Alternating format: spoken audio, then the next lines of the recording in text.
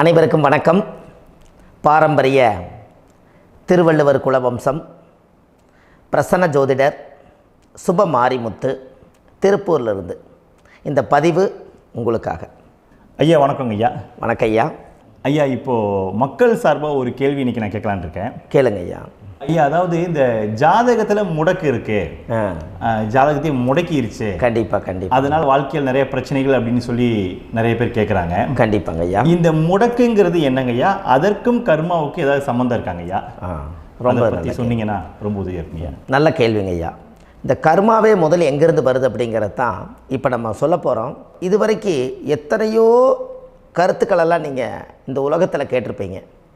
ஆனால் இந்த பதிவில் நீங்கள் பொறுமையோடு இந்த கருத்தை ஒரு இனிமையோடு நிதானமாக கேட்டிங்கன்னா உங்களுடைய ஊழ்வினை கர்மா எங்கிருந்து உருவாச்சு, இதனுடைய இந்த கர்மானால் நாம் என்ன கஷ்டப்படுறோம், நாம் இந்த பூமியில் பிறக்கிறதுக்கு என்ன வரம் வாங்கி வந்தோம், நம்ம பாவ புண்ணியமெல்லாம் ஜாதக கட்டத்தில் போய் எப்படி எடுக்கிறது, நம்மளுடைய தோஷம்னு சொல்கிறோமே அந்த தோஷம் எப்படி கிரியேட் ஆகுது, நம்ம இந்த பூமியில் பிறக்கும்போது கொண்டு வந்த கர்மாவா, இல்லை கடவுளே நம்மளுக்கு ஒரு தண்டனையாக கொடுத்த கர்மாவா, இல்லை நம்ம இந்த பூமிக்கு வந்ததுக்கு அப்புறம் செய்த கர்மாவா, இது எல்லாத்தையுமே நம்ம பொறுமையாக கேட்கணும்னா கண்டிப்பாக இந்த பதிவை நீங்கள் பொறுமையோடு கேளுங்க.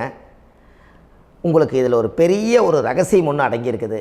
அந்த ரகசியத்தை தான் இன்றைக்கி இந்த உலகத்துக்கு அரங்கேற்றம் பண்ணுறேன். இந்த முடக்கு நம்ம ஐயா கேட்டதில் ஒரு அற்புதமான ஒரு விஷயம் என்ன அப்படின்னு கேட்டிங்கன்னா, முடக்குங்கிறது அந்த காலத்தில் பெரிய திறமையை கட்டி போட்டு வச்சுட்டா நம்மனால் அது இயங்க முடியுமா? முடியாது இல்லைங்களா ஐயா? முடியாது. அப்போது அதே மாதிரி ஜாதக கட்டத்தில் நமக்கு வேண்டிய யோகத்தை கடவுளே நம்மளுக்கு நாம் செய்த பாவத்தினால அது முடக்கி வச்சிருச்சுன்னா அந்த பாவகத்தை அந்த ஜாதகர் அனுபவிக்க முடியுமா? அனுபவிக்க முடியாது. அப்போது அந்த அனுபவிக்க முடியாமல் வெளி உலகத்தில் போய் நம்ம தேடி போன பிறவியில் செய்த பாவத்தை இந்த பிறவியில் நீங்கள் தேடி கண்டுபிடிச்சி வாழ்க்கையில் நீங்கள் எப்போ மேலுக்கு வர்றது?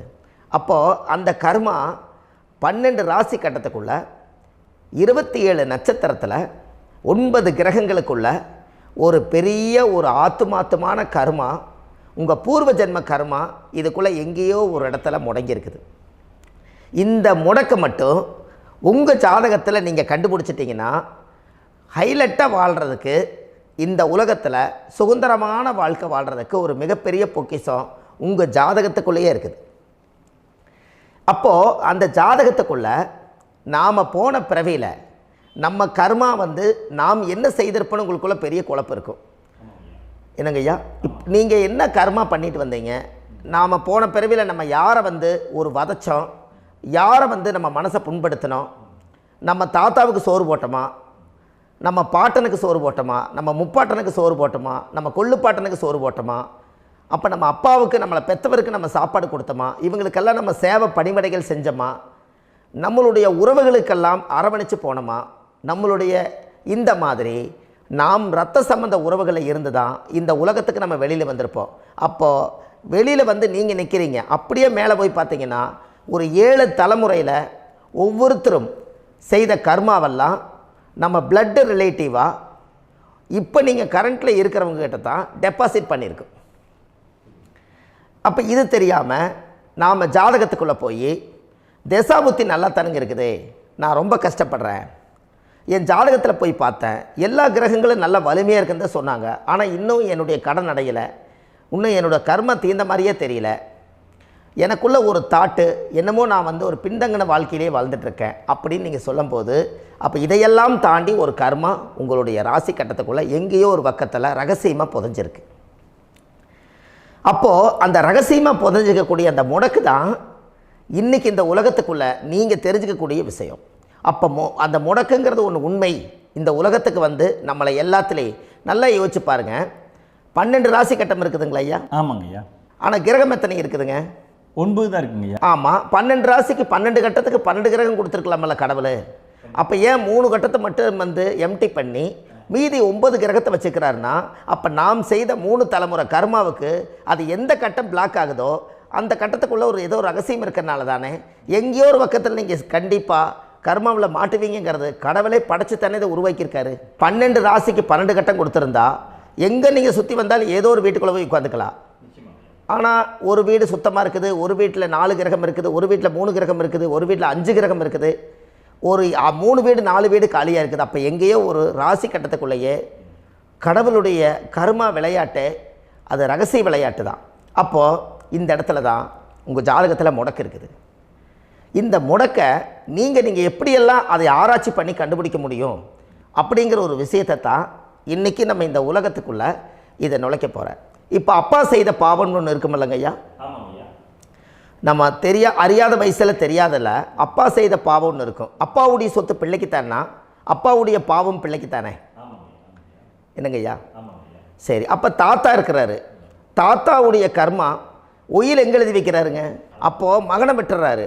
அப்போ தாத்தா மாதிரியே முகம் இருக்குது, தாத்தா மாதிரியே அவருடைய நடை உடை பாவனை இருக்குது, அவர் தாத்தாவுடைய ஜீனு தான் அப்படின்னு இவர் சொல்லும்போது, அப்போ தாத்தாவுடைய சொத்து பேரனுக்கு சொந்தம்னா தாத்தாவுடைய பாவம் எங்கே போகுங்க?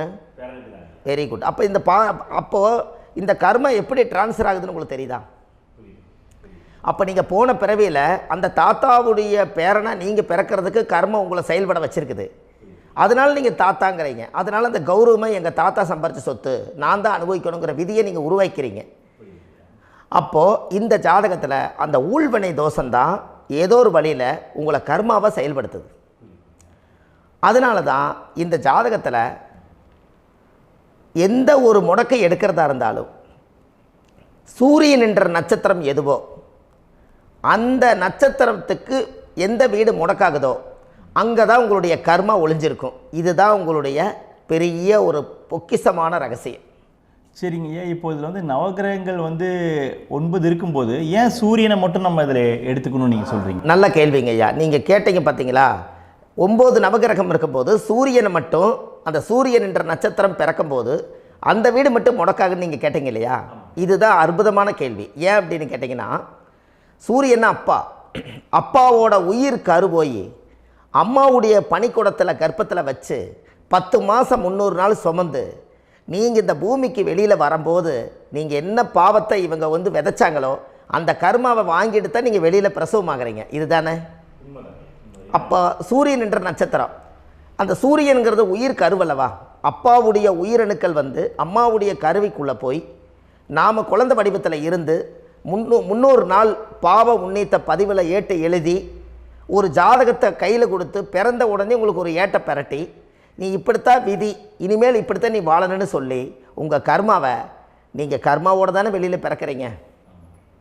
அப்போ சூரியன் என்ற நட்சத்திரம் தானே இந்த உலகத்துக்கு ஒரு பெரிய ஒரு மகத்துவம்.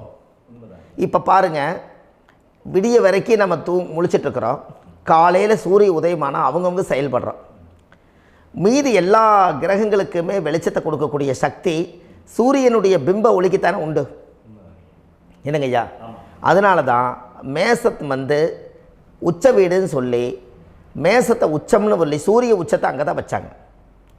அப்போது அந்த காலச்சக்கரத்துக்கு 5ஆம் இடம் பூர்வ புண்ணியஸ்தானத்தில் போய் சிம்மத்தில் கொண்டு போய் சூரியனை ஆட்சி வீடுன்னு வச்சாங்க. அப்போது சூரியனில் இருந்து தான் அந்த மையப்புள்ளி உருவாகுது. அப்போ உங்களுடைய ஜாதகத்தில் அந்த சூரியனாகப்பட்டவர் பிறக்கும்போது நீங்கள் உங்கள் ஜாதகத்தை நீங்கள் எடுத்துக்கங்க ஐயா. நீங்கள் இன்றைக்கே போய் கதவை திறந்து உங்கள் பெட்டியை திறந்து பீர்வாவுக்குள்ளே உங்களுடைய ஜாதகம் இருக்குது, அந்த ஜாதகத்தை எடுத்து ஜோதிடர்கிட்டையே நீங்கள் சந்தேகம் கேட்குறக்கு முன்பு நீங்களே உங்களுடைய கர்ம பற்றி தெரிஞ்சுக்கிறதுக்கு இந்த பதிவில் உங்களுக்கு ஒரு ரகசியத்தை சொல்லித்தரேன். உங்கள் ஜாதகத்தில் இப்போ இது வரைக்கும் ராசி கட்டத்தை நீங்கள் பார்த்துருப்பீங்க, ஆனால் பாதசாரம்னு ஒன்று இருக்கும் இல்லைங்களா? ராசிக்கு பாதசாரம்னு ஒன்று இருக்கும். சூரியன் என்ன நட்சத்திரத்தில் இருக்குது, சந்திரன் என்ன நட்சத்திரத்தில் இருக்குது, செவ்வாய் என்ன நட்சத்திரத்தில் இருக்குது, புதன் என்ன நட்சத்திர காலில் நிற்குது, இதெல்லாமே அந்த சாரம் இல்லாத ஜோதிடம் சோரம் போய்விடும். அதனால் அந்த சாரத்தில் நிற்கிது பார்த்தீங்களா கிரகம், அதில் இப்போ நீங்கள் உங்களுடைய ராசி கட்டத்தை ஓப்பன் பண்ணுங்கள். இதில் ராசி கட்டத்தில் சூரியன் என்ற நட்சத்திரம்னு ஒன்று இருக்கும் இல்லைங்களா? அது எதுவாக வேணாலும் இருந்துட்டு போட்டோம். அந்த நட்சத்திரம் தான் நீங்கள் பிறக்கும்போது தாயுடைய கருவறைக்குள்ள கரு உருவான நட்சத்திரமே அதுதான். புரிஞ்சுங்களா ஐயா? பிறக்கும்போது நீங்கள் அந்த கருவுடைய நட்சத்திரம் அப்பா வந்து கருவை உருவாக்கி கர்மாவை விதைச்சது அந்த சூரியன் என்ற நட்சத்திரம் தான். அந்த வீட்டுக்கு தான் இந்த ராசி கட்டத்தில் உங்களுக்கு முடக்கு உருவாகுது. புரிஞ்சுங்களா ஐயா? அப்போது ஒரு ஜாதகத்தில் சூரியன் என்ற நட்சத்திரம் எதுவோ அதுதான் உங்களுடைய கர்மா நட்சத்திரம். இப்போ நம்ம பிறக்காதுக்கு முன்னாடி அப்பா கட்டத்தில் அந்த கர்மா டெபாசிட் ஆகிருக்கும். அதை ட்ரான்ஸ்ஃபர் எப்படி பண்ணுறாரு? அவருக்கு ஒரு கல்யாணம் வச்சு அவர் குடும்ப வாழ்க்கையில் வாழ்ந்து நம்மளோட உயிர் கருவை கொண்டு போய் ஊராம் பொண்ணை கல்யாணம் பண்ணி பொண்டாட்டின்னு எடுத்துக்கொண்டு அந்த பொண்டாட்டிங்கிற உரிமையாகி இவருடைய உயிர் கரு உருவாகி வாரிசுகள் வெளியில் வருது. அதானங்க ஐயா? அப்போது அந்த சூரியன் என்ற நட்சத்திரம் தான் இந்த உலகத்தில் ஒரு பிரம்மாண்டமான நட்சத்திரம். இந்த நட்சத்திரம் உங்கள் மனசுக்குள்ளே ஏதாவது இருந்துச்சுன்னா உங்கள் வீட்டில் ஏதாவது ஒரு நல்ல விஷயங்கள் நீங்கள் பண்ணுறதா இருந்தால் அந்த கர்மா நட்சத்திரம் சூரியனுடைய நட்சத்திரம் இருக்குது பார்த்தீங்களா, அந்த நட்சத்திரத்தில் எந்த ஒரு சேவைகளும் செய்யக்கூடாது. அதுதான் கர்மா. அதை போய் நீங்கள் ஆக்டிவேட் பண்ணி விட்டீங்கன்னா அது முன்னோர்களை வந்து நீங்கள் வந்து தொந்தரவு பண்ண மாதிரி. அந்த கர்ம நட்சத்திரம் தான் உங்கள் வாழ்க்கையில் அது புதஞ்சிருக்கிறதா. இப்போ குழந்தை பிறந்தாலோ சீர் சீமந்தங்கள் நீங்கள் செய்கிறதாலோ கல்யாணம் முக்கிறதுனாலோ உங்கள் ஜென்ம நட்சத்திரத்தன்னைக்கு கல்யாணம் பண்ண வேண்டாம்னு சொல்லிக்கிறாங்கல்லங்க. உங்களுக்கு ஜென்ம நட்சத்திரத்துக்கு முன்னாடி உங்களை உருவாக்குன நட்சத்திரம் தான் ஜென்ம நட்சத்திரம். அப்போ சூரியன் என்ற நட்சத்திரம் அப்பாவுடைய ஜென்ம நட்சத்திரமாக அந்த ஊழ்வினை கர்மம் செயல்படுது. அப்போ அந்த முடக்கு யார் வழியில் வந்தது? முன்னோர்கள் வழியில் வந்தது. முன்னோர்கள் கட்டி வச்சது யாரைய? குலதெய்வத்தை. அப்போ அந்த குலதெய்வத்தை போய் சாமிக்கு போய் வீடு வாசல்லாம் வலித்து குலதெய்வத்தை போய் தேங்காய் பழம் பூ மாலை கல்கண்டு வாங்கி அர்ச்சனை பண்ணி ஒரு அன்னதானம் ஒன்று பண்ணிவிட்டு சாமிக்கு பொங்கல் வச்சு நைவேத்தியம் பண்ணிவிட்டு உங்கள் ஜாதகத்தை வச்சு பூஜை பண்ணிவிட்டு வாங்க. அதுக்கப்புறம் தான் உங்கள் கர்மாவை கண்டுபிடிக்கிறதுக்கு வழியே பிறக்கும். குலதெய்வத்தை வணங்காமல் கோவிந்தா கோவிந்தா என்று பல தெய்வத்தை வணங்கினாலும் பலனொன்றும் இல்லைன்னு அந்த காலத்தில் முன்னோர்கள் சொல்லி வச்சுக்கிறாங்களா இல்லைங்களா?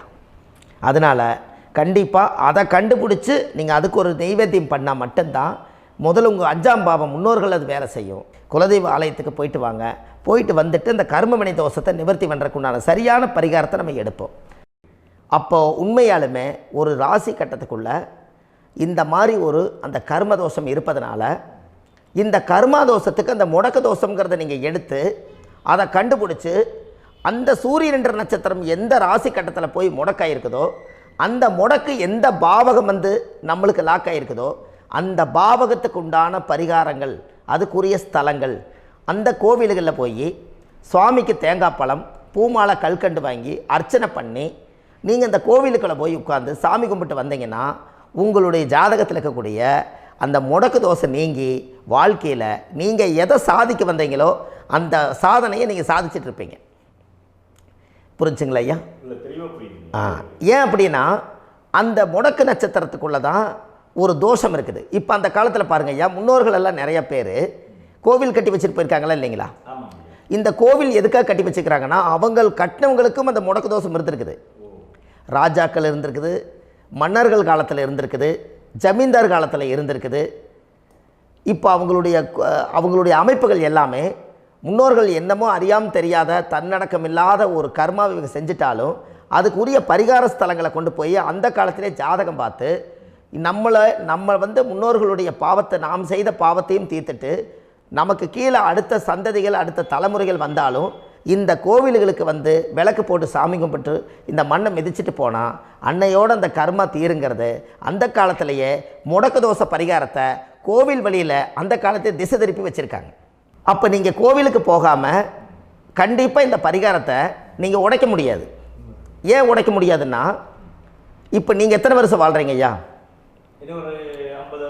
120 வருஷமே வச்சுக்கோங்க. சூரியன் திசை 6 வருஷம், சந்திரன் திசை 10 வருஷம், செவ்வாய் திசை 7 வருஷம், ராகு திசை 18 வருஷம், குரு திசை 16 வருஷம், சனி திசை 19 வருஷம், புதன் திசை 17 வருஷம், கேது திசை 7 வருஷம், சுக்கிரன் திசை 20 வருஷம். இப்போ நான் சொன்ன டோட்டலெல்லாம் கூட்டிங்கன்னா 120 வருஷம் வரும். இது ஒரு மனிதர் பிறந்து பூரண ஆயுளோடு வாழ்ந்தால் இந்த 120 வருஷம் வாழ்ந்தால் அவர் இந்த பூலோக பதவி விட்டு சிவலோக பதவி போயிடுவார். அதுக்கு பேர் தான் பூரண ஆயுள் என்று பொருள். அப்போ இந்த பூரண ஆயுளை வாழ்ந்தவருக்கு 120 வருஷம். கோயில் எத்தனை வருஷம் வாழுதுங்க ஐயா? கோயில் பழங்காலத்து கோயிலெல்லாம் எத்தனை வருஷம் வாழுதுங்க? 12 வருஷத்துக்கு கும்பாபிஷேகம். அது ஓகே, அது பரவாயில்ல. 12 வருஷத்துக்கு ஒருக்கா பழசை புதுப்பிச்சு கும்பாபிஷேகம் பண்ணி மறுபடியும் அதுக்கு பவர் ஊட்டி சக்தி ஊட்டி அதுக்கு உருவேற்றுறாங்க. நான் சொல்கிறது கோயில் 5000 வருஷம் 4000 வருஷம் பெரிய பெரிய சித்தர்கள், மகான்கள், ரிஷிமார்கள், யோகிகள், சித்தர்கள் இவங்களெல்லாம் போய் கோவில்லையே சிவனையும் பெருமாளையும் வழிபாடு பட்டுட்டு கோவில்லையே ஒரு ஓரத்தில் ஜீவசமாதி ஆயிட்டாங்கன்னு பழைய கால கோயிலில் சித்தர்கள் குடியிருக்காங்களா இல்லைங்களா? இருக்காங்கல்லங்க ஐயா. அப்போது நாம் 120 வருஷம் வாழ்கிறோம், கோவில் 5000 வருஷம் வாழுது. எங்கே சக்தி அதிகமாக இருக்குன்னு சொல்லுங்க? கோவிலில் தாங்க ஐயா. கோயில் தான், அதில் ஒன்றும் மாற்றம் இல்லைங்களே. கோயில் தாங்க. அப்போ கோவிலில் தான் அந்த சக்தி இருக்குதுன்னு நீங்கள் சொல்கிறீங்க. அப்போ உங்களுடைய கர்மாவை உடைக்கிறதுக்கு 120 வருஷம் பெருசா 5000 வருஷம் பெருசான்னு சொல்லுங்கள்? 5000 தாங்க. அப்போ 5000 வருஷம் உள்ள அலைகள் வந்து எத்தனை அந்த சிவனுக்கு இப்போ சிவன் கோயிலே உங்களுக்கு முடக்கு தோஷத்துக்கு ஒரு கோயில் வருதுன்னு வச்சுக்கோங்க. அந்த கோவிலில் எத்தனை முடக்குகளுக்கு உண்டான கோவில்கள், எத்தனை பழங்களை ஊற்றி சாமிக்கு அபிஷேகம் பண்ணியிருப்பாங்க, எத்தனை பால் கூட ஊற்றிருப்பாங்க, பன்னீர், தேன், இளநீ, மஞ்சள் நீர், திருமஞ்சனம், அபிஷேகம், பொங்கல், நைவேத்தியம் இத்தனையும் செஞ்சு அந்த சிவனை வந்து சிவனாக பார்த்து அந்த கருவறைக்குள்ள ஒரு கிராணங்கள் வரும்போதும் கூட பாதுகாப்பு பண்ணி வச்சு நல்ல சக்தியோடு அந்த கருவறையை புத்தியோடு அவங்க வேலை செஞ்சு அந்த காலத்தில் வச்சுருக்காங்களா இல்லைங்களா? அப்போது நம்ம வீட்டை அவ்வளோ சுத்தமாக வச்சுருக்க முடியுமா? என்னதான் வாஸ்து இருந்தாலும் முடியாது இல்லைங்களா? அப்போது அவ்வளவு ஒரு பவர்ஃபுல்லான கோவில் அந்த முடக்கு தோஷத்துக்குள்ளே ரகசியமாக அந்த கோயில் அடங்கியிருக்குது. உங்கள் ஜாதகத்துக்குள்ளே உண்மையாலுமே ஊழ்வினை கோயில், கர்மவினை கோயில் அதுக்குள்ளே இருக்குது. அந்த ஜாதகத்தை கணிச்சு பார்த்தா கரெக்டாக உங்களுடைய ஜாதகத்தில் அப்பாவுடைய கருவறையிலேருந்து உயிர் உருவாகிற நேரத்தில் இருந்து இப்போ வரைக்கும் நீங்கள் கரண்ட்டில் வாழ வரைக்கும் அந்த கர்ம கூட வர்றதை ஒரே ஒரு இடத்துல போனால் மட்டும்தான் விட்டுட்டு வர முடியும். அது எந்த வீடு அப்படின்னு கேட்டால் உங்களுக்கு வந்து அப்பாவுடைய கர்மா வழியில் போய் அந்த கோவில் பழையகால கோயில், பழையகால தெய்வங்கள், அந்த கோவில் தான் உங்கள் ஜாதகத்துக்குள்ள ரகசியமாக இருக்கும். அது ஏன் இந்த பதிவில் உங்களால் சொல்ல முடியாது அப்படின்னா, இந்த பதிவில் ஏன் உங்க சொல்ல முடியாதுன்னா உங்கள் ஜாதகம் தெரியாமல் என்ன கோயிலை நீங்கள் சொல்லுவீங்க? இப்போ பொதுவாக ஒரு நட்சத்திரத்துக்கு ஏதோ ஒரு கோவிலை அவங்க சொல்லி நீங்கள் போயிட்டு வர்றீங்கன்னு வச்சுக்கோங்க. ஆனால் அது வேலை செய்யலைன்னா நம்மளுக்கு என்னங்க இவ்வளோ கஷ்டப்பட்டு போய் அதை பலனடையிலேன்னு கேள்வி கேட்டக்கூடாது.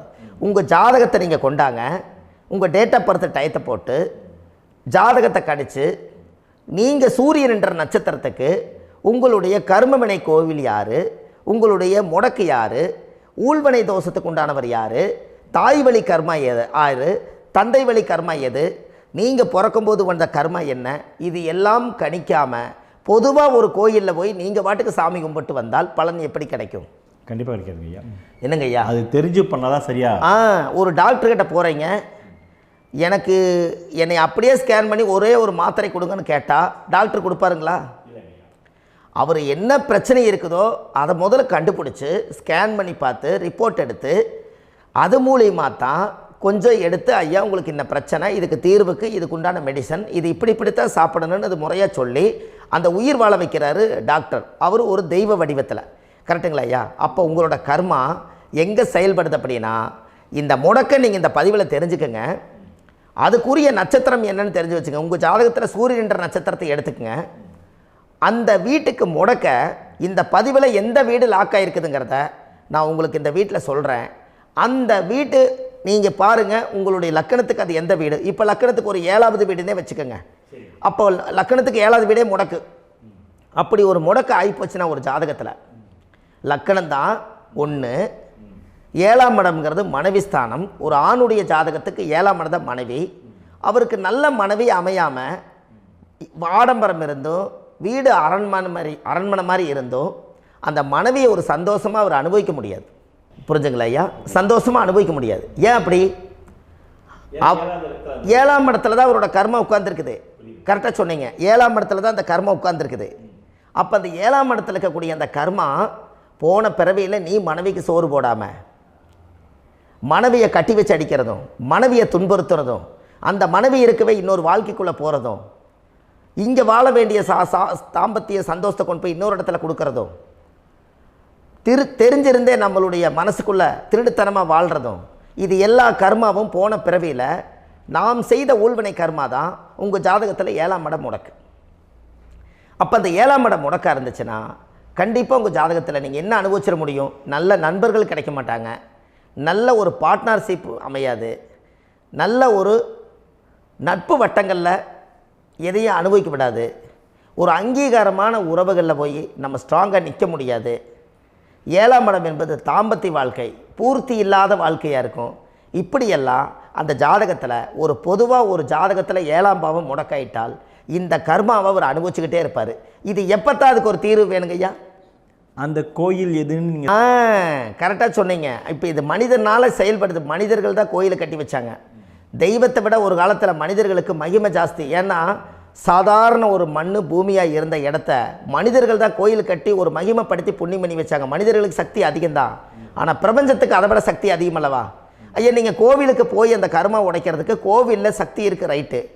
ஆனால் நம்ம வீட்டுக்கும் கோயிலுக்கும் ஒரு மிகப்பெரிய தொடர்பு என்னென்னா, அந்த கோயில் கட்டுறவங்க எல்லாமே பழைய காலத்து கோயிலெல்லாம் பாருங்கள், பஞ்சபூதத்தை வச்சு கட்டியிருப்பாங்க. பஞ்சபூதத்தை வச்சு தான் கட்டுவாங்க கோயில். அது உங்களுக்கு தெரியணும் இல்லைங்களா? பஞ்சபூதம்னா நீர், நெருப்பு, காற்று, பூமி, ஆகாயம். இந்த பஞ்சபூதத்தினுடைய சக்திகள் எல்லாம் ஒரே நேர்கோட்டுக்கு என்னைக்கு வருதோ அன்னைக்கு தான் அந்த கோவிலுடைய பாலக்கால் போட்டு 1000-2000 வருஷம் நிலச்சி நிற்கிறது. காரணம், இந்த பிரபஞ்சத்தில் பஞ்சபூதம் எப்படி நிலச்சி நிற்குதோ அதுபோல் 5000 வருஷம் நிற்கிறதுக்கு அந்த பஞ்சபூத சக்தி வச்சு தான் சாமி சிலையை பிரதிஷ்டை பண்ணி வச்சுருப்பாங்க. அதனால தான் இந்த கோயில்கள் எல்லாம் 5000 வருஷமாயும் எத்தனையோ கிராணங்களை எல்லாம் தப்பிச்சிருக்கிறதுக்கு காரணம். அப்பேற்பட்ட புண்ணிய ஸ்தலம் உங்களுக்கு எதுன்னு தெரியணும் அல்லவா? என்னங்க ஐயா? அப்பேற்பட்ட புண்ணிய ஸ்தலம் உங்களுக்கு எதுன்னு தெரிஞ்சால் தானே நீங்கள் போய் செய்ய முடியும், இல்லாட்டி கண்டிப்பாக தெரியாது. அப்போ இந்த முடக்கு தோஷத்தை கடவுள்கிட்ட கொண்டு போய் ஒப்படைக்கணும். நாம் பிறக்கும் போது கொண்டு வந்த கர்மாவை நாம் இருக்கும் காலத்தில் கொண்டு போய் இந்த கர்மாவை சுத்தப்படுத்தி, நீங்கள் பாவ ஆத்மாவை இந்த பூமியில் பிறந்து பூலோகத்தில் எல்லா புண்ணியத்தையும் செஞ்சுட்டு இந்த பூலோகத்தை விட்டு நீங்கள் போகும்போது புனித ஆத்மாவாக போகணுன்னா உங்கள் கர்மாவை கொண்டுட்டு போகாதீங்க, கர்மாவை நிவர்த்தி செய்யுங்க. என்னங்க ஐயா? அப்போ கர்மாவை சுத்தப்படுத்துங்க. கர்மாவை சுத்தப்படுத்திட்டு உங்களுக்கு பிறக்கிற குழந்தைகளுக்கு அந்த கர்மாவை டிரான்ஸ்ஃபர் பண்ணாமல் உங்களோட நில் பண்ணுங்க. ஒரு உதாரணம் சொல்லட்டுங்களா ஐயா? ஒரு காந்தம் ஒன்று இருக்குது இல்லைங்களா? ஒரு காந்தம்ங்கிறது ஒரு தாத்தாவாக வச்சுக்கோங்க. ஒரு இரும்பை கொண்டு போய் வச்சா ஒட்டு மோட்டாதா? அப்போ ஒட்டுனோடனே காந்தம்ங்கிறது தாத்தா, அவருக்கு பிறந்த வாரிசுக்கு அந்த கர்ம டிரான்ஸ்ஃபர் ஆயிருமா? சரி, இன்னொரு இரும்பை கொண்டு போய் வைங்க, ஒட்டு மோட்டாதா? அப்போ அது பேரனுக்கு வைங்க, பேரனுக்கு வந்துருச்சு அந்த கர்மா. இன்னொரு இரும்பை கொண்டு போய் வைங்க, அந்த காந்தத்துக்கு நேர் இன்னொன்று வைங்க, ஒட்டு மோட்டாதா? அப்போ அதை கொண்டு போய் நம்ம கொள்ளு பேரனுக்கு வைங்க. இப்படியே டிரான்ஸ்ஃபர் ஆகி தலைமுறையாக இந்த கர்மா தொடர்ந்துக்கிட்டே இருக்குது. இந்த இடத்துல கொண்டு போய் காந்தத்துக்கு இரும்பு ஒட்டிகிட்டே இருக்குதுல்ல, இந்த இடத்துல ஒரு மரக்கட்டை செஞ்சு கொண்டு போய் கரெக்டாக வச்சுக்கினே போட்டுமா? அந்த மரக்கட்டையை கொண்டு போய் வைக்கிறவர் யார்? மரக்கட்டை வச்சுட்டு அடுத்த வாரிசு புனிதமாக பிறந்துட்டு அந்த மேலே இருக்கிற கர்மாலாம் இந்த அடுத்த இதுக்கு வராதில்ல. இதுதாங்க ஐயா கர்மா. தொடர்ந்து வரக்கூடிய கர்மாவை அதை நில் பண்ணணுங்கிறதுக்கு பேர் தான் இந்த உதாரணத்தை சொன்னவங்களுக்கு. அப்போ நாம் இந்த பூலோகத்தில் நம்ம ஒரு தாயுடைய கருவறையில் இருந்து தொப்புள் கொடி அறுக்கும் நேரம் நாம் என்ன கர்மாவை வாங்கி வந்திருந்தாலும் அதையெல்லாம் ஆராய்ச்சி செய்து ஜாதகத்தில் முழுமையாக கண்டுபிடிச்சி ஒரு காலம் இல்லைனாலும் ஒரு காலம் நம்ம நல்லா இருக்கிறதுக்காக, நம்ம வாரிசுகள் எல்லாம் நலமடைஞ்சு வளமடைஞ்சு வர்றதுக்காக இந்த கர்மா தோஷத்தை கரெக்டாக கண்டுபிடிச்சி சரியான கோவிலுக்கு போய் நீங்கள் கர்மாவை நிவர்த்தி பண்ணி அங்கே பூஜை புனஸ்தானங்கள், சகசரநாம பூஜைகள், ஓமங்கள், வழிபாடுகள் இதெல்லாம் நீங்கள் செஞ்சு உங்களுடைய பாவத்தை எல்லாம் கழித்து உங்கள் ஜாதகத்தவே யோகமாக மாற்ற முடியும். கண்டிப்பாக மாற்ற முடியும். ஏன்னா நம்ம யாரை நம்பி செய்கிறோம்? சரியான கடவுள்கிட்ட வழிகாமிக்க போகிறோம். அப்போ கடவுள் பொய்யாயிருவாரா? ஐயா, நம்ம அதாவது அந்த காலத்தை சொல்லுவாங்க, சத்தியுள்ள சாமி கும்பிட்டு புத்தி உள்ள உள்ளே பெக்கணும்னு சொன்னாங்க. 16 வதபதன்னு பெக்கலை, எல்லாம் அறிவோடு பெற்றாங்க. அதனால் எல்லாமே தாய் தந்தைகள் பேச்சை கேட்டாங்க. அன்றைக்கி எல்லாருமே தாய் தந்தைகளுக்கு தூணாக நின்னாங்க. அப்போ அந்த காலத்தில் சத்தியுள்ள சாமி கும்பிட்டு புத்தி உள்ள உள்ளே பெக்கணும்னு சொல்லி அன்றைக்கி அறிவோடு பெற்று இந்த கர்மாவை ஆளுக்கு ஒரு கர்மாவை டிரான்ஸ்ஃபரை பிரித்து எல்லாரும் சுத்தப்படுத்தினாங்க.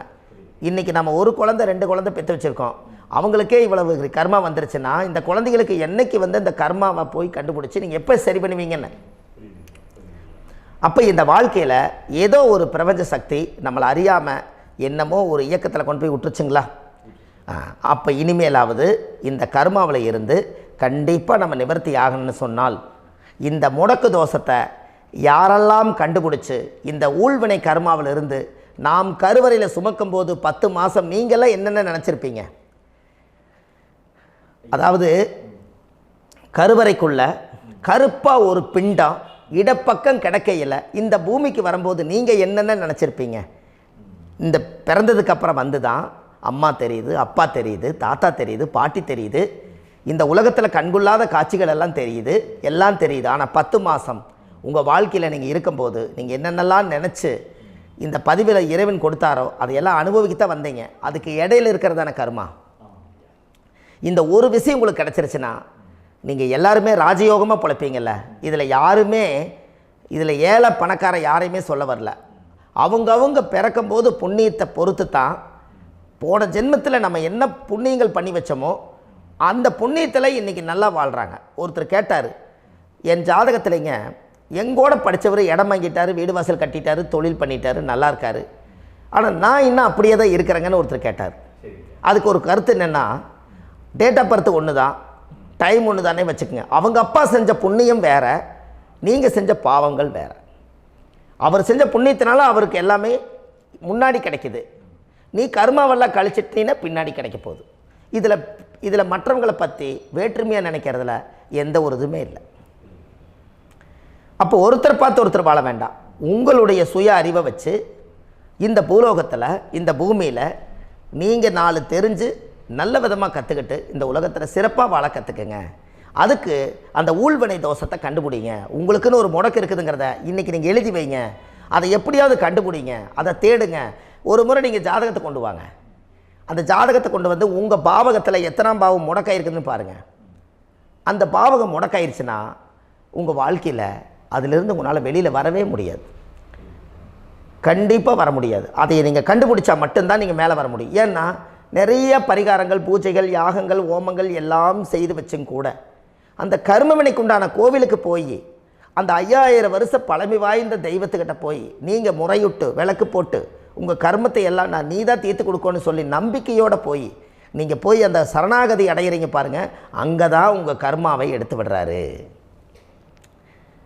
அப்போ இந்த ரகசியம் உங்களுக்கு வேணுமல்லவா? அப்போ உங்கள் ஜாதகத்தில் எங்கே முடங்கி அதுக்குரிய கோவில்கள் எல்லாம் என்ன, அதுக்கு தான பரிகாரம் என்ன, அதுக்கு நீர் பரிகாரம் என்ன, யாத்திரை பரிகாரங்கள் என்ன, நீங்கள் வீட்டில் இருந்தே செயல்படுத்தக்கூடிய பரிகாரங்கள் என்ன, பரிகாரம் கோவிலுக்கு போய்த்தான் நடக்குமா, இல்லை நாம் வீட்டில் வச்சு வணங்குறதுனால நடக்குமா, நாம் செய்யக்கூடிய தர்ம பரிகாரங்கள் என்ன, தான பரிகாரங்கள் என்ன, இப்படி பல விதமாக இருக்கிறனால உங்கள் ஜாதகத்துக்கு எந்த மாதிரி பரிகாரம் கனெக்ட் ஆகுதுங்கிறது தெரியணும். இது தெரியாமல் கண்டிப்பாக உங்களால் செயல்படுத்துறது ரொம்ப கஷ்டம். இதனால் இதை நீங்கள் தெரிஞ்சுக்கணும்னா இப்போ நம்ம பாருங்கள், நீங்கள் அந்த தெரிஞ்சுக்கிட்டாலே உங்கள் வாழ்க்கையில் ஒரு டைம் தான் நீங்கள் தெரிஞ்சுக்க போகிறீங்க. உங்களுடைய கர்மா என்ன, நீங்கள் எங்கே செயல்பட்டு போயிட்டுருக்கிறீங்க, உங்கள் போகிற பாதை சரியா இல்லை அந்த பாதையில் முள்ளு கல் இருக்குதா, இது எல்லாம் உங்களுக்கு தெரியலனா இந்த முடக்கை கண்டுபிடிக்கக்கூடிய சக்தி வாய்ந்த இந்த கர்மாவை நிவர்த்தி பண்ணுறதுக்கு வழிகள் இருக்குது. அதனால் நீங்கள் கண்டிப்பாக இந்த முடக்கை தெரிஞ்சுக்கணும்.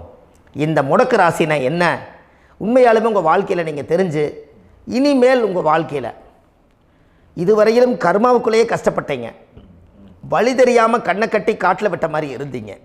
இனி அப்படி இருக்க வேண்டாம். உங்கள் ஜாதகத்தில் 12 ராசி கட்டத்தில் 9 கிரகம் போகும், மீனி 3 கிரகம், 3 கட்டம் உங்களுக்கு எங்கேயோ ஒரு பக்கத்தில் 3 கட்டம் எம்டியாக தான் இருக்கும். கரெக்டுங்களா? அது இல்லாமல் ஒரு ஜாதகம் பிறக்காது. ஏன்னா 9 கிரகத்துக்கு 9 கணக்கு போட்டால் 3 கட்டம் எம்டியாக தான் நிற்குது.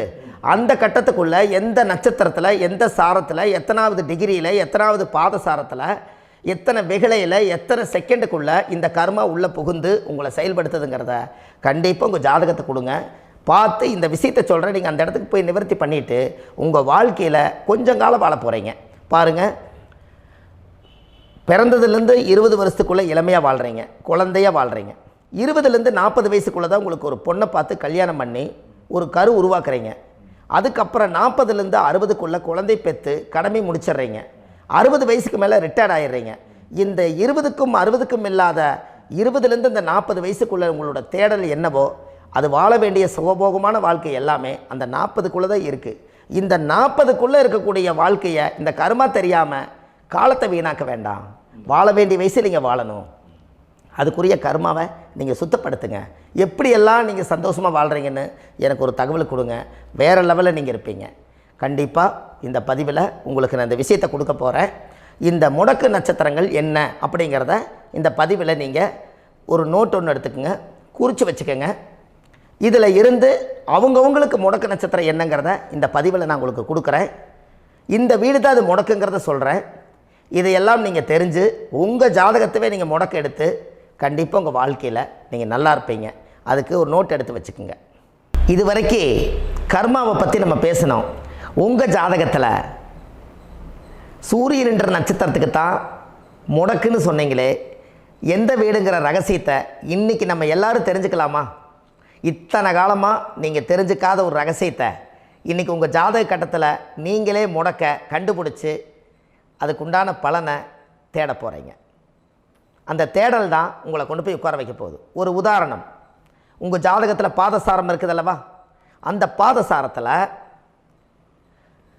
சூரியன் என்ற நட்சத்திரம், சூரியன் நின்ற நட்சத்திரம் பாதசாரத்தில் கரெக்டாக எடுங்க.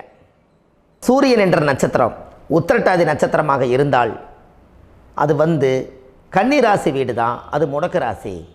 அப்போ உங்கள் லக்கணத்துக்கு அது எத்தனாம் பாவகமோ அந்த பாவகத்தை நீங்கள் அனுபவிக்க முடியாமல் தவிச்சுக்கிட்டு இருப்பீங்க. அப்போ கண்டிப்பாக வாழ்வது ஒரு முறை. அந்த வாழ்க்கையில் நீங்கள் எல்லா விஷயத்தையும் தெரிஞ்சு முறையோடு வாழலாம் அல்லவா? அந்த காலத்தில் பெரிய பெரிய மகான்கள் சித்தர்களுக்கெல்லாம் சோதனை வராமல் இல்லை, வந்திருக்குது. எல்லாமே வாழ்க்கையில் தேவையான பரிகாரங்களை எடுத்து தான் அந்த காலத்தில் அதிகாரமாக வாழ்ந்துட்டு போயிருக்காங்க. நம்மளுக்கு முன்னோர்கள் கொடுத்துட்டு போயிருக்காங்க. அப்போது இந்த உத்திரட்டாதி நட்சத்திரத்துக்கு கன்னி ராசி வீடு தான் முடக்கு ராசி. ஒரு கன்னி பெண்ணுக்கு புடவை வாங்கி கொடுத்து, வஸ்திரம் வாங்கி கொடுத்து, அவங்க வீட்டில் சாப்பாடு கொடுத்து, கன்னிமார் கோயிலில் போய் சாமியெல்லாம் கும்பிட்டுட்டு, உங்கள் வாழ்க்கையில் சப்த கன்னிமார்களுக்கு தேங்காய் பழம், வெத்தலை பாக்கு, பூ மாலை, கல்கண்டு வாங்கி அர்ச்சனை பண்ணி சாமியெல்லாம் கும்பிட்டுட்டு கண்டிப்பாக நீங்கள் உங்களுடைய கர்மா கோவிலை கண்டுபிடிச்சி, கர்மா பரிகாரத்தை கண்டுபிடிச்சி நீங்கள் செஞ்சு பாருங்கள். உங்கள் வாழ்க்கை ரொம்ப நல்லாயிருக்கும். உத்திரட்டாதி நட்சத்திரத்தில் இது வரைக்கும் பார்த்துட்டு இருந்தீங்க. ரேவதி நட்சத்திரத்தில் அடுத்த பதிவில் நம்ம பார்ப்போம். நம்ம ஆன்லைன்லேயே ஜாதகம் பார்க்குறோம். உங்கள் date of birth, time, place கொடுத்தீங்கன்னா போதும். உங்களுக்கு ஜாதகத்தை கணிச்சு ஃபோன்லேயே உங்களுக்கு கர்ம ராசி கண்டுபிடிச்சி உங்களுக்கு உண்டான கர்ம பரிகாரத்தை சொல்லி உங்கள் வாழ்க்கையில் ஒரு வெளிச்சத்தை கொண்டு வர்றதுக்கு என்றைக்கும் உங்களுக்கு உறுதுணையாக இருப்பேன். நீங்கள் கண்டிப்பாக இந்த பதிவுகள் எல்லாம் இது உங்களுக்காகத்தான். இது அதிகாலை நேரத்தில் பிரம்ம முகூர்த்தத்தில் இந்த பதிவை உங்களுக்கு முழுமையாக சமர்ப்பணம் பண்ணுறேன். இதை கற்று, இதை வழி நடத்தி, இதைய எப்படியெல்லாம் இந்த முடக்க கண்டுபிடிச்சி இப்படியெல்லாம் பேச வச்சு அழகு பார்க்க நம்ம முன்னோர்களுடைய ஆசீர்வாதமும், இந்த முடக்க கண்டுபிடிச்ச குருமார்களும், அவங்களுடைய குடும்ப பாரம்பரிய வம்சாவளிகளும் எல்லாருமே நல்லா இருக்கணும். அதுக்காக இந்த நேரத்தில் நான் அடியேன் சுப மாரிமுத்தாக இருந்து திருப்பூர்லேருந்து இந்த பதிவை உங்களுக்கு நான் கொடுக்குறேன். கண்டிப்பாக இந்த முடக்கு கோயிலுக்கு, இந்த முடக்கு தோஷத்துக்கு உண்மையான பரிகாரங்கள், எளிமையான பரிகாரங்கள் நீங்களே வாழ்க்கையில் செஞ்சு, ஆதிகால பரிகாரங்கள் உங்கள் மனசுக்குள்ளே இருக்குது. அதை செயல்படுத்தினா மட்டும் போதும், வாழ்க்கை எங்கேயோ போயிடும். கண்டிப்பாக ஒரு முறை உங்கள் ஜாதகத்தை அனுப்பி வைங்க, உங்களுக்கு நான் பார்த்து பலன் சொல்கிறேன். இன்றைக்கி நான் கொடுத்த பதிவுகள் எல்லாம் உங்களுக்கு ரொம்ப பயனுள்ளதாக இருந்திருக்கும். உங்களுக்கு இது வரைக்கும் எத்தனையோ கர்ம வினைகளை பற்றி தெரியாமல் இருந்திருப்பீங்க. இந்த பதிவில் நிறைய கேட்டு தெரிஞ்சுக்கிட்டீங்க. இதெல்லாம் வாழ்க்கையில் ரொம்ப முக்கியமான பரிகாரங்கள், எளிமையான பரிகாரங்கள். நேராக நீங்கள் கடவுளை தான் கெட்டியாக பிடிக்க போகிறீங்க. அந்த பரிகாரங்கள் எல்லாம் செஞ்சு அதிகாரமாக வாழ்ந்து இந்த பூலோகத்தில் நல்ல சிறப்பாக வாழ்கிறதுக்கு இந்த பரிகாரம் உங்களுக்கு ரொம்ப யூஸ்ஃபுல்லாக இருக்கும். கண்டிப்பாக இந்த பதிவை செய்யுங்க. நம்ம பாரம்பரிய திருவள்ளுவர் குல வம்சம், பிரசன்ன ஜோதிடர் சுப மாரிமுத்து, திருப்பூரில் இருக்கேன். 30 ஆண்டு காலமாக நம்ம ஜோதிடம் பார்த்து கொண்டு இருக்கிறோம். இவ்வளவு காலமாக எத்தனையோ ஆயிரக்கணக்கான மக்களுக்கு நம்ம ஜோதிடம் பார்த்து வழிகாட்டி நிறைய மக்களுக்கு நிறைய சேவைகள் செஞ்சுருக்கேன். நிறைய கோயில் கட்டி வச்சுருக்கேன், கும்பாபிஷேகங்கள் பண்ணி வச்சுருக்கேன், அன்னதானங்கள் நிறையா பண்ணி வச்சுருக்கேன், புண்ணிய யாத்திரைகள் நிறைய போய் வந்திருக்கேன். மக்களுக்காகவே நான் உங்களுக்கு உழைக்க தயாராக இருக்கேன். இந்த ஜோதிடம் என்னுடைய ஒரு பாரம்பரியமாக, என்னுடைய அப்பா, தாத்தா, முன்னோர்கள் இதெல்லாம் எங்களுடைய குலத்தொழில் இது. அதனால் நாங்கள் பாரம்பரியமாக திருவள்ளுவர் குல வம்சம். வள்ளுவர் வாக்குன்னு யூடியூப் சேனலில் போனீங்கன்னா 1000 பரிகாரங்கள் கொடுத்துருக்கேன். அதுவும் உங்களுக்கு ரொம்ப யூஸ்ஃபுல்லாக இருக்கும். வள்ளுவர் வாக்கு அப்படின்னு போடுங்க. அப்படி இல்லைன்னா சுப மாரிமுத்துன்னு போடுங்க. இதில் பரிகாரங்கள் நிறையா கொடுத்துருப்பேன். கண்டிப்பாக இதெல்லாம் நீங்கள் சந்தித்து நீங்கள் ஒரு சப்ஸ்கிரைப் பண்ணி வச்சுக்கோங்க. நான் போடக்கூடிய பதிவுகள் எல்லாமே உங்களுக்கு நோட்டிஃபிகேஷனை வந்துடும். அதனால் நீங்கள் ஒரு சப்ஸ்கிரைப் பண்ணி வச்சுக்கோங்க. தினமும் ஒரு தகவல் உங்களுக்கு கொடுத்துக்கிட்டே இருக்கேன். இதெல்லாமே உங்களுக்கு ஒரு பெரிய சந்தோஷமான நிகழ்ச்சிகள். என்றைக்கும் உங்களோட நான் வாழ்கிறேன். உங்களுடைய குடும்பத்தில் நான் ஒருத்தராக இருந்து குடும்ப ஜோதிடராக நான் இருப்பேன். கண்டிப்பாக ஆயுளுள்ள வரைக்கும் உங்களுக்காக இந்த ஜோதிடத்துக்கு உழைச்சி உங்கள் குடும்பத்தில் ஒருத்தராக நான் வந்து ஒரு ரத்த உறவில் நான் வந்து இந்த பூர்வ ஜென்மத்தில் உங்களுக்கு நான் கடமைப்பட்டிருக்கேன். கண்டிப்பாக அடுத்த பதிவில் உங்களை நான் சந்திக்கிறேன். வாழ்வது ஒரு முறை, வாழ்த்தட்டும் தலைமுறை. நன்றி, வணக்கம்.